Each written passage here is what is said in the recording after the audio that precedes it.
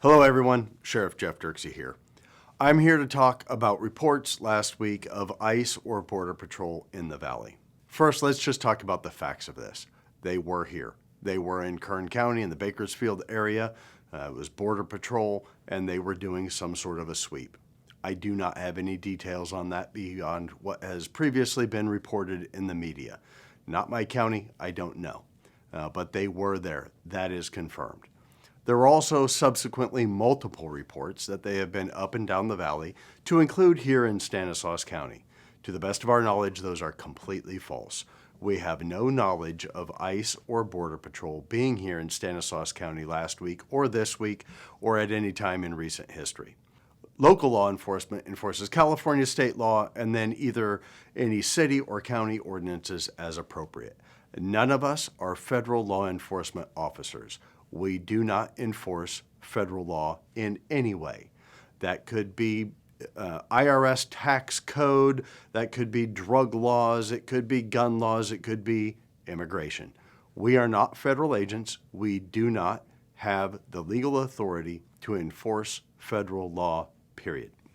In the state of California, we are governed by SB 54, Senate Bill 54, which was passed several years ago, and it governs how California law enforcement officers and deputies can enforce laws around immigration. It specifically prohibits us from interacting with ICE or Border Patrol and detaining or arresting someone around their immigration status. Simply put, under California law, we are not allowed to enforce immigration law, period. Many people do not seem to realize this, and there have been comments across the spectrum. Some people think that any interaction with ICE or Border Patrol should not be allowed. Some people think that it's horrible that we do not enforce immigration law. The truth is, we follow California law because that is what we are bound to do. Many people have said you are sworn to uphold the Constitution, and I'll tell you, we do that every day under California state law because that is the law that we enforce. We do not enforce federal laws. Many people don't like SB 54. If you don't like SB 54, reach out to your state legislators. They are the ones responsible for passing it, and the governor signs it into law. Law enforcement does not make or pass laws. Some people feel that what we are allowed to do under SB 54 is still too much. Again, reach out to your state legislators and talk to them about it. We don't make laws. So what does SB 54 do? SB 54 prescribes how it is that local law enforcement can or usually cannot interact with ICE. The only place where we can interact with ICE and turn someone over is, quite frankly, through our jails. When someone is arrested and they are booked into the Stanislaus County Jail, their name, fingerprints, etc. are put into the system. ICE is allowed to contact us if they wish to place a hold on someone. Simply put, the only way we can place a hold or a detainer on them is if they have a prior conviction for one of the laws that is outlined under SB 54. There's two lists. One is serious, one is violent felonies. All of them are felonies.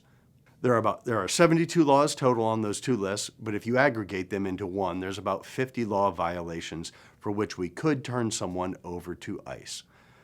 Murder, rape, robbery top both lists. That's why if you take those 72 and combine them, there's about 50. If someone has a prior conviction, we are allowed under California state law to turn them over to ICE within 365 days of the completion of their sentence for the California law violation for which they are being held. What does that mean? If someone is sentenced to 2 years in county jail, after they have completed the first year of their sentence, we can turn them over to ICE at any time in the second year. Once they have completed their sentence in our jail, they will be released. We cannot and do not hold individuals for ICE beyond their sentence under California state law. Once someone is turned over to ICE, they go through a complete adjudication process that I am not involved with and really can't speak to the details of, but there is a separate process through the courts that leads to a removal order and potentially subsequent deportation.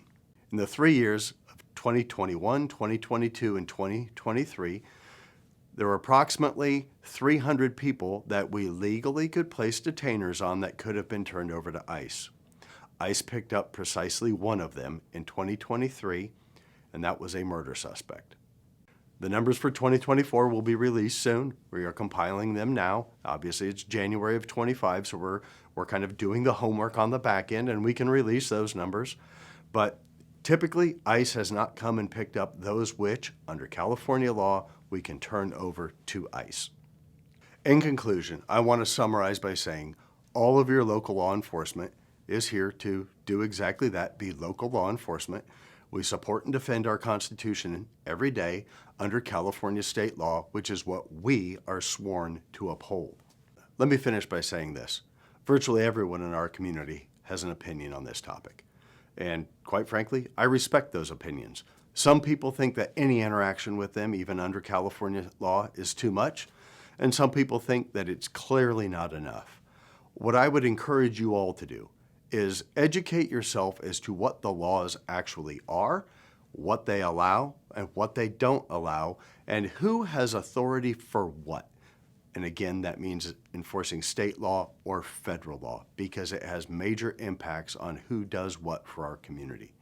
And that's the key thing that we have to remember. We all live here in Stanislaus County. We are one community, and your local law enforcement is here for everyone in this community. Thanks.